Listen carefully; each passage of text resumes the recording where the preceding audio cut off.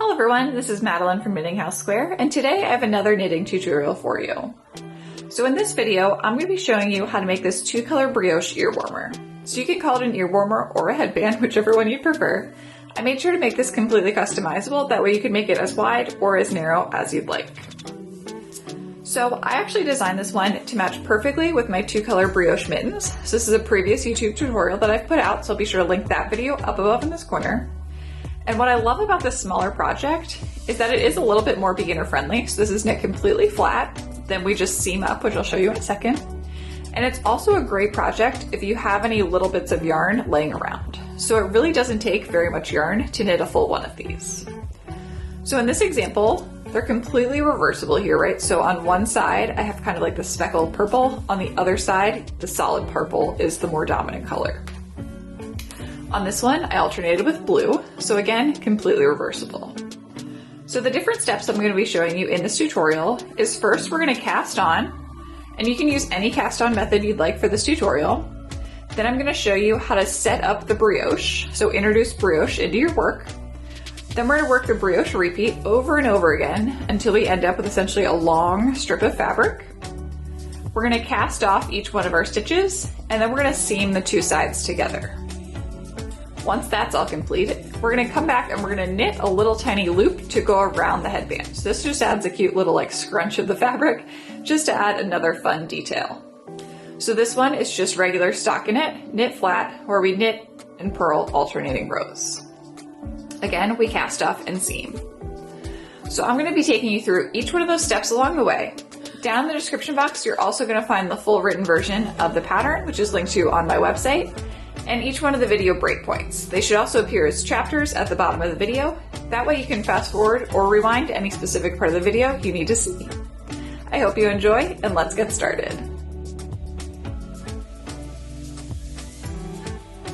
So the materials I used to create these ear warmer headbands is identical to what I used for my two-color brioche mittens. So starting off with my knitting needle, the knitting needle I use is a size US 4 or 3.5 millimeter circular knitting needle. And I do like to have a fairly long cord, so this one's probably at least a 32-inch cord there. Then you need a tapestry needle, and the yarn I'm using is going to be, first I have Hedgehog Fibers. This is the Merino DK base, and this is the Birthday Cake colorway. So I love it. It's like a light purple with different speckles of color in there. And then with that, I've held the Knit Picks High Desert yarn. So this is the blue version, and then the purple one, I've already used up almost all of it, so that is the purple version up there. So I'll have the specific yardage that I used for my two different ones in the pattern linked down below, so that way you can compare. But the yardage will change depending on the number of stitches you cast on and the length you knit it to. Just to go over a few different measurements first real quick. So I'm going to cast on a total of 19 stitches, and when I do that, the total width of my headband is just about 3.5 inches. So if you'd like it any wider or narrower, you're going to want to switch that distance or the number of stitches cast on by 2 stitches. So go maybe up to 21 stitches or down to 17. You just want to make sure you have an odd number. And then when it's laying flat, the total width is around just over 8 inches. So a 16-inch circumference. But then the nice thing about this headband is that it really stretches, right? So I can get it to stretch all the way up to about a 24-inch circumference. So again, if you'd like it any longer or shorter, keep that in mind when I tell you the total length I'm knitting mine to.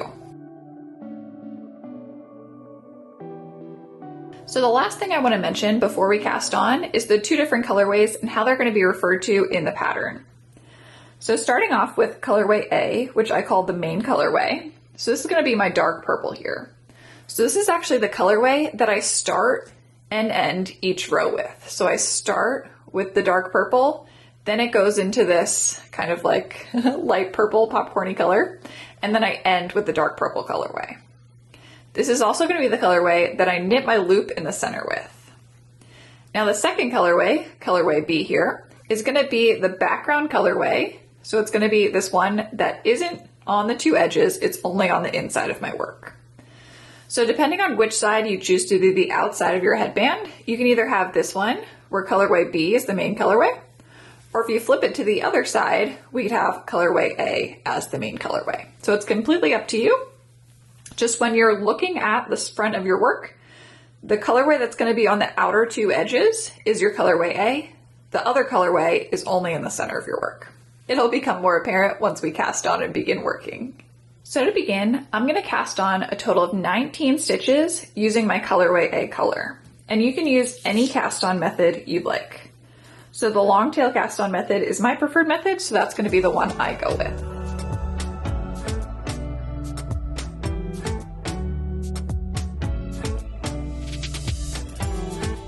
So now that I've finished casting on those 19 stitches, what I need to do next is I need to work this same row in the second colorway. So that's one of the interesting things about brioche, is that each row you need to work first in your colorway A, then you need to work the same row in colorway B. So the way we do this is I'm going to grab onto my work and I'm going to pull on that knitting needle so that those stitches slide onto the cord and all the way over to my other knitting needle point. So now when I look at this knitting needle point, I have my knitting needle point going over towards the right, and my working yarn from colorway A is actually over here on the left-hand side. So that's exactly what I want. Now this row is going to be worked completely in color B. So it starts off with slip the first stitch purlwise. So I'm just going to slip the first stitch, putting my right needle point into it as if to purl, pass it from one knitting needle to the other. Then it says purl 1. So here I need to join my second colorway. So what I'm going to do this is I'm just going to leave a shorter tail, so about 8 inches. I'm going to put my knitting needle into the next stitch as if to purl. Wrap my yarn around as if I were purling it, so just kind of loop it right over the knitting needle. Push through. So now I've essentially joined that yarn. And now I'm going to slip one. So slip one stitch purlwise, do a yarn over. So I'm going to grab onto the strand that is my actual working yarn, not the tail. Wrap that yarn up behind the knitting needle, then in between the two knitting needles to the front. So up behind to the back, in between the two to the front. So do a yarn over. Then I'm going to work that repeat again. So I'm going to purl 1, slip 1, yarn over. Purl 1, slip 1, yarn over. All the way across this row until 2 stitches remain.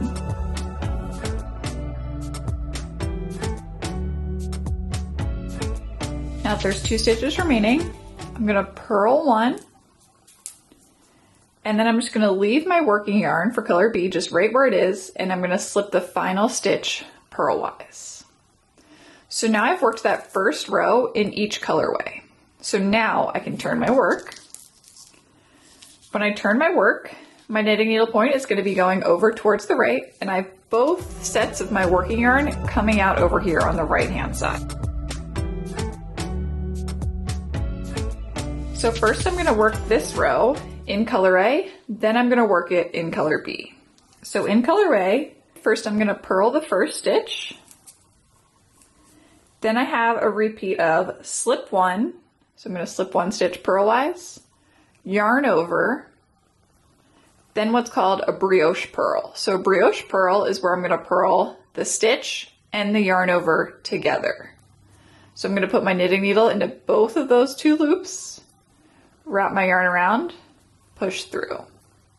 Now I repeat that again. So I'm going to do a slip 1, yarn over, brioche purl. So I'm going to purl the stitch and the yarn over together.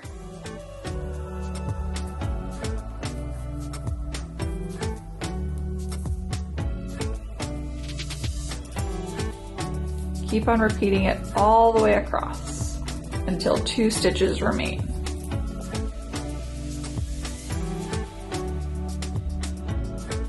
So now I have those final 2 stitches. So I'm going to slip 1, yarn over, then purl the final stitch. Now that I've worked it in color A, again, I need to slip it all the way back over to my other knitting needle point so that I can knit the same row in color B. So color B here, I'm going to slip my first stitch purlwise, Then I'm going to work a brioche knit. So brioche knit is where I'm going to knit the stitch and the yarn over together as one stitch. So I'm just going to make my right knitting needle point into both of those loops at the same time. Get my color A working yarn here, wrap my yarn around, pull through. Now I'm going to do yarn front, slip one. Now again, I'm going to work a brioche knit. So I'm going to knit the stitch and the yarn over together, yarn front, slip one. And that's going to be my repeat across until 2 stitches remain. So it's brioche knit, yarn front, slip one purlwise.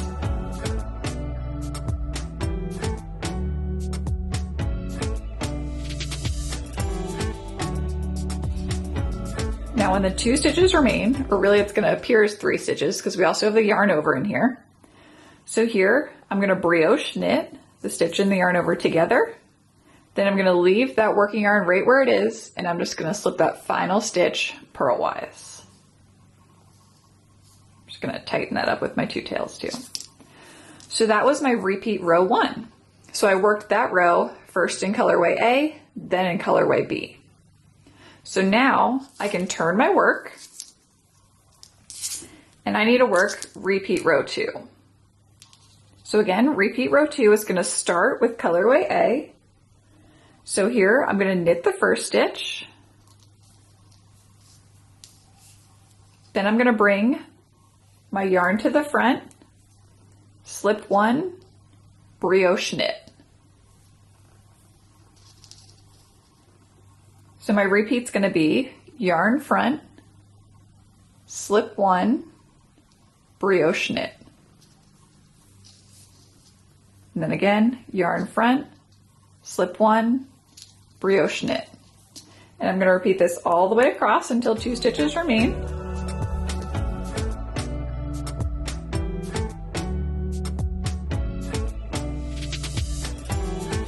Now that 2 stitches remain, I'm going to bring my yarn to the front, slip one, then knit the final stitch. So now I've worked that first row in colorway A, so I'm going to slide my knitting needles over to work it in colorway B. So here I'm going to slip the first stitch purlwise. Then I'm going to work a brioche purl. So I'm purling the stitch and the yarn over together. I'm going to make sure I have my working yarn, not my tail. Slip one, yarn over. So my repeat's going to be brioche purl, slip one, yarn over, and I'm going to continue that all the way across until 2 stitches remain.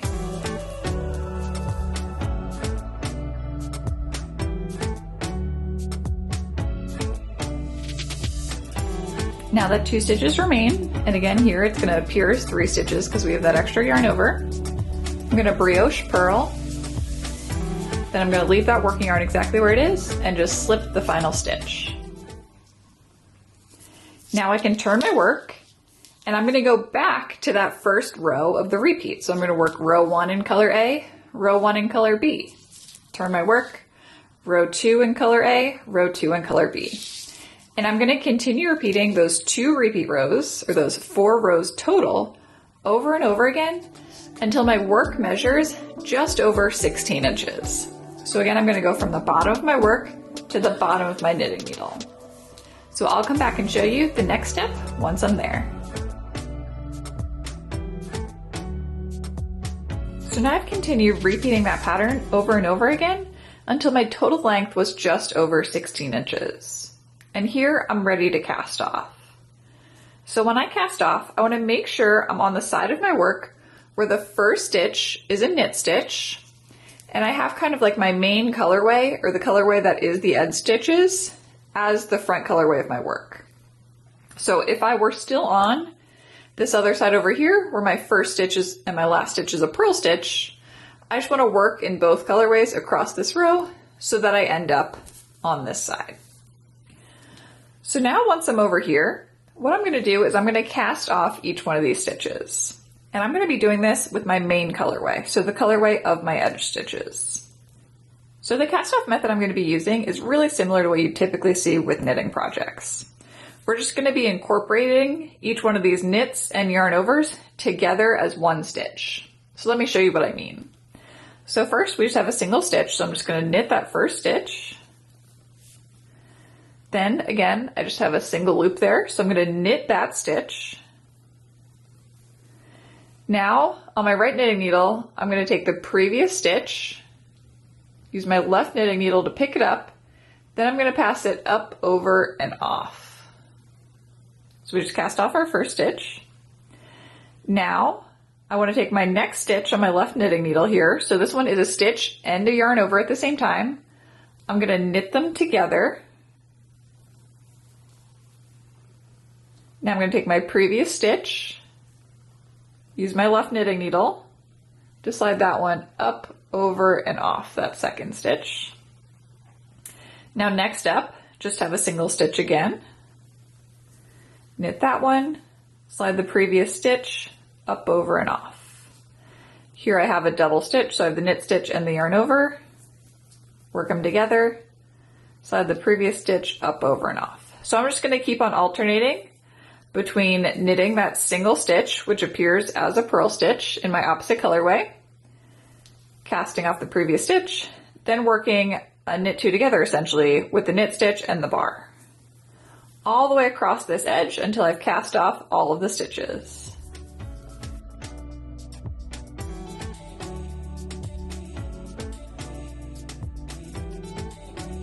Now when I end up with just that final stitch on my right knitting needle, I'm just going to tug on that stitch so it becomes a larger loop. Then I'm going to cut my yarn here, and I do want to leave a fairly long tail that I can seam with later on. So let's say about 18 inches or so. And I'm going to thread that tail through that remaining loop.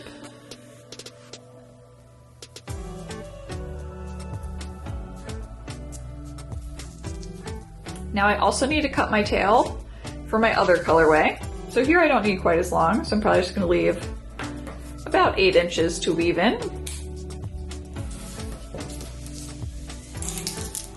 And now next up, I need my tapestry needle. So next up, what I'm going to do is I'm going to decide which one I want to essentially be the outside of my work. So I'm going to lay my headband flat, and I want this side with this kind of like funfetti colorway to be the outside of my work. So I'm going to flip it over so that that side is down towards the table. And now I'm going to fold the two ends inwards. So now I have where I'm going to be seaming right there in the center of my work. And we're actually going to cover up where the seam is. So for example, in this headband, right, there's my seam, but it's going to be completely hidden by the little loop that goes around. So you really don't even need to worry about which side you want to be the outside or the inside of your work. It ends up being completely reversible. So here I'm going to pick one of my tails to seam with, and I like to seam with that one that I just cast off with because that's my longest one. So now here what I do is I'm going to go back and forth between each one of my edges, and I'm going to pick up a corresponding stitch on either side. So for example, over here we start with a purple stitch. So I'm going to pick up both halves of the purple stitch of this edge. Then I'm going to come over here to my other side, pick up both halves of my other colorway's yarn of that stitch. Back up to the top, pick up both sides there. Down to the bottom, both sides, and I'm just going to keep on alternating back and forth. And for this one again, we're going to cover up this seam, so it's not necessarily quite as important exactly how perfect the seam looks.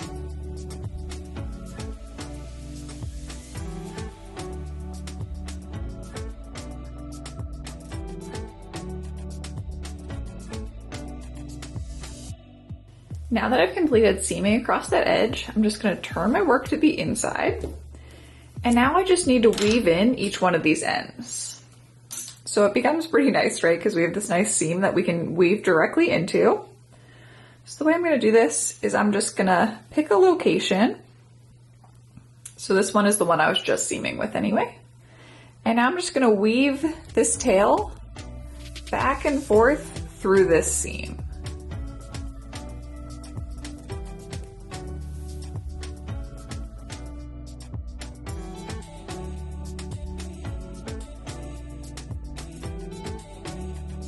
Then cut that tail, and then repeat with each one of these other tails. So now I'm all finished with this component until the very end of my project, so I'm just going to set this one aside. And now the next thing I want to do is I want to decide which colorway I want to be the center portion here. So for this headband, I think I'm going to make it out of my purple yarn again. So now I'm going to cast on a total of 10 stitches to that same knitting needle size. Now that I've cast on those 10 stitches, I'm just going to work in plain stockinette, where I knit across one side, turn my work, purl across the other side, over and over again until my full length measures 4.5 inches. So now I've finished knitting for those 4.5 inches, and you can see that as you start knitting, it's going to curl inwards. That's actually exactly what we want, so don't worry about that.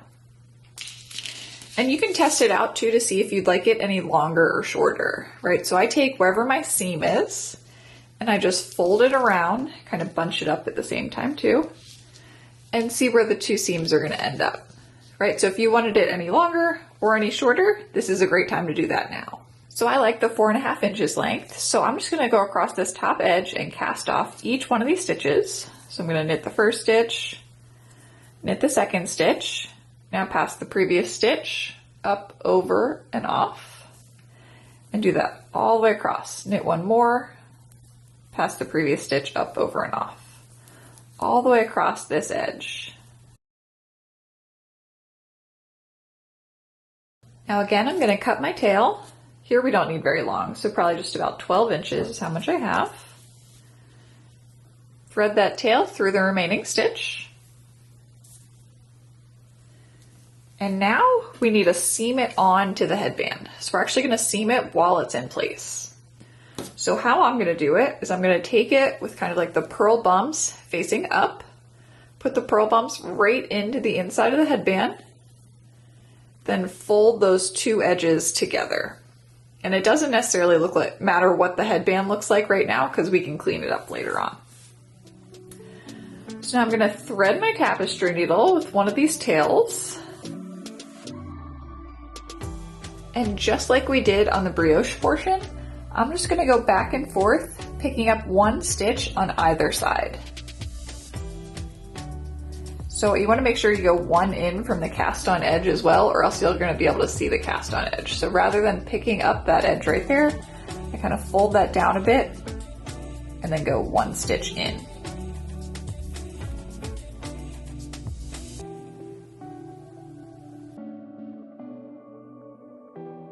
And that looks perfect. So it really hides that seam nicely. So now what I'm going to do is I'm going to flip this section inside out. And now again, just like we did on the main portion of the headband, I'm going to thread these two tails into that seam and then cut the ends. Now when I'm all finished, I'm just going to re-flip this one so the right side is out. And now I'm going to push the seam to the inside of the headband.